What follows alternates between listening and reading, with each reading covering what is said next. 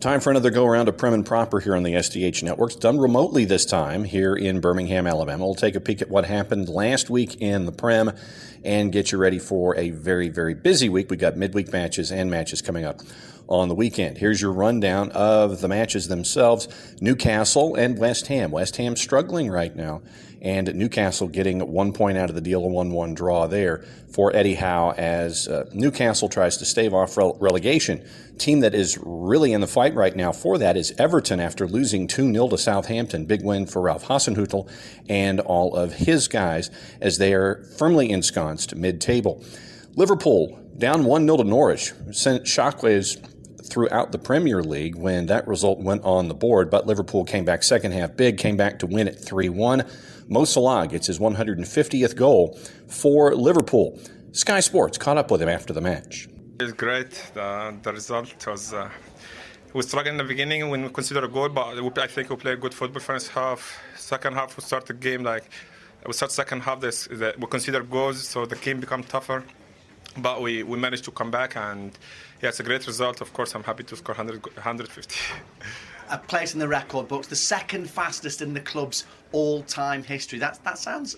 I know you'd want to be number one, though, wouldn't you? I don't know who was number one. Roger Hunt was the first one. Sir Roger Hunt, they call him around here. I'm always proud to score for this club, and the most important thing to win games. So, which what we did today. Chelsea knocks off Crystal Palace by the score of 1-0, and probably one of the shocks of the weekend came from the bottom of the table as Burnley found some offense, stunning everyone, and Brighton included. Burnley winning 3-0, big win for Burnley. Sean Dyche after the match, courtesy of Burnley, their own selves. Well done, Gaffer. Massive win. Some way to celebrate your 250th Premier League game in charge. Yeah, actually, funnily enough, Joey Barton sent me that before the game. I didn't even know myself. But no, pleased with the performance. Forget about my marker. I think that it's been coming. It's easy to say that, but I think it has. I think our fans know that. I think the feeling of our performances. I mean, I've never thought we were far away all season, but I thought we came off fit against Leeds. And we had a good chat with the players about the whys and wherefores, and the mentality since then has been excellent. Down at Arsenal, I think there's a real shift in our performance level, and we've taken that into the games after. And I don't think we've had what we've deserved actually with the performance. I thought Liverpool, that's as well as we've played against the Liverpool side, and we beat them in the past, we've drawn them in the past, and we didn't get anything. But that mentality went in today's performance, and I was really pleased that I thought they were terrific today. First Premier League goals for Weghorst and Brownhill. That's important. Absolutely, yeah. I think Brownie was terrific against Liverpool, right back on the front foot. He's just been, I said to him just there, just that little edge to your game, and I think he's applied that to the Liverpool performance and today. And then Val's made a big difference to us. I think he's a fantastic professional.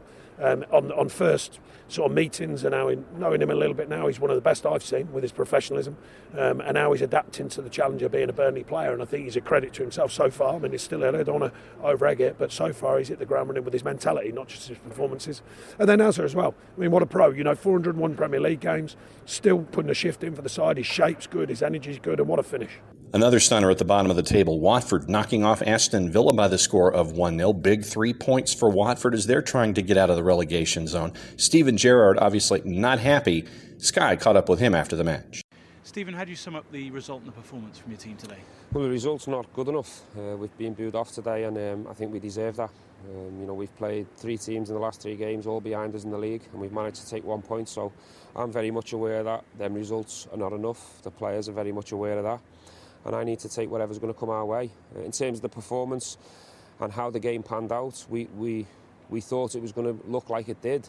Having to beat the block, playing against the side that were dangerous on the counter-attack, so not surprised us there. But we haven't had enough quality in the final third today, and I'm aware of that, and so are the players, and that's the way it is.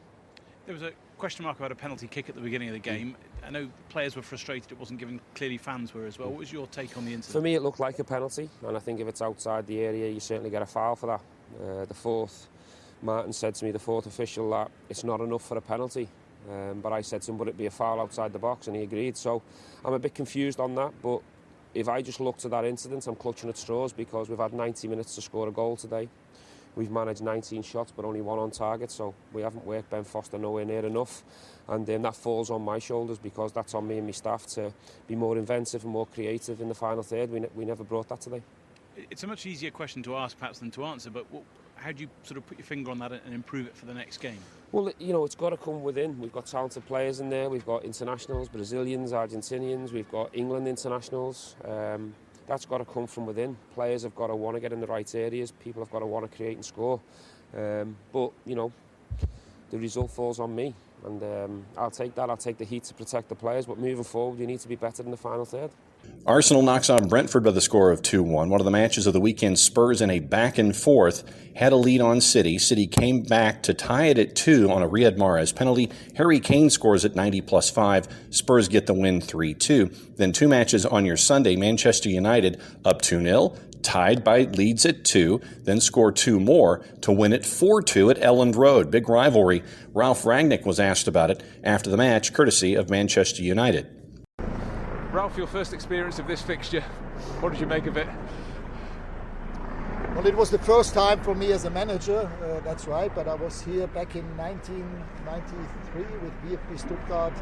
That was the former Champions League, or now Champions League, Stuttgart against Leeds, and the atmosphere I can remember was similar to today. Yes, but I mean, it was a great game to watch if you were not one of the 2 managers of the 2 teams. But for us, highly important that after conceding those 2 goals, that we showed a fantastic reaction, showed maturity and unity on the pitch, and that's why I'm proud of what the boys did today. Then the last match on the board, Wolves in a back and forth with Leicester City. Leicester continuing to struggle mid-table right now. Wolves getting the win 2-1, so big win for Wolves in that one. That's a look at what happened in the Premier League this past week. So here's your standings for the Premier League as we head into a very, very busy week. Manchester City on top, 26 matches played, 63 points with the loss to Spurs. Liverpool, 1 match in hand, and the margin is now down to 6 at 57. Chelsea, third at 50 points, having only lost once in their last 5. They've won their last 2 in a row. They're at 50 points. Manchester United, with their win, they are unbeaten in their last 5. They're at 46. West Ham is still in 5th at 42 points, but only on goal difference, plus 11 to plus 10 to Arsenal. Arsenal has 3 matches in hand with West Ham, by the way. Wolves, they're currently in 7th at 40 points, having won their last 2. They have 24 matches played. Tottenham is in 8th at 23 matches, 39 points, snapping that 3-game losing streak with the win over Manchester City. Brighton with the big loss. Now they are in 9th. Southampton closing ground on them in 10th, 33 points now to 32. Leicester, with their loss, they're at 27 points, minus 6 in goal difference, but they have 6 more goals scored on Aston Villa for 11th and 12th. Crystal Palace is in 13th at 26 points, 24 points, Brentford in 14th. Leeds, 23 points, they are in 15th. Everton, and this is where the fun starts, Everton and Newcastle, 16 and 17. Everton has 1 match in hand over Newcastle, goal difference of minus 12 to Newcastle's minus 19 with 24 matches played. Now your relegation fight, and this is once again, with the action of the weekend, things have flipped. Watford now in 18th at 18 points with their big win, snapping their 4-game streak of not having any kind of a winless streak of 4. They're at 18 points in 18th. Burnley with their win, 22 matches played, the fewest so far in the Prem. 2nd win in the year. They are at 17 points ahead of Norwich now, whose horrendous goal difference, minus 38, will keep them at the bottom of any tiebreaker discussion going forward. Now, busy week. Here's your matches, and the juice box is courtesy of our friends at Odds Portal. When you look at the very busy week, starting on the 23rd, 3 matches, Burnley, Spurs, Watford, Palace, Liverpool, and Leeds. You have Tottenham at a minus 120, favored in their match. Crystal Palace a plus 131, heading to Watford, who's a plus 231. Draw is the same. Liverpool at a minus 526 at home, as Leeds visits north of plus 1400. On the 24th, Arsenal and Wolves. They are going at it. Arsenal at home, minus 154 at the Emirates. Wolves are at basically a plus 500. On the 25th, Southampton hosting Norwich. Southampton a minus 172. Norwich is a plus 469. On the weekend, on the 26th, 5 matches. Leeds and Tottenham, Brentford, Newcastle, Brighton, Aston Villa, Crystal Palace, Burnley. 6 matches. Manchester United, Watford, Everton, and Manchester City, clearing the way for the FA Cup final. And you have Spurs right now at a plus 104. Leeds at a plus 258 on the quick turn. Brentford at home is a plus 146 favorite against Newcastle at a plus 198. Brighton has a chance to rebound as a plus 131 favorite at home.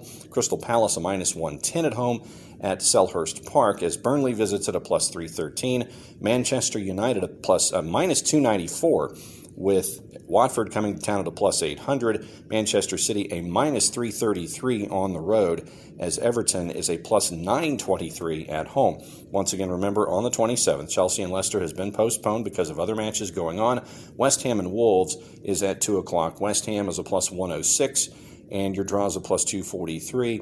Wolves are a plus 276 visiting West Ham, and that gets us through the month of February, and that gets us through another round of Prem and Proper. Very, very busy week on a bunch of different fronts.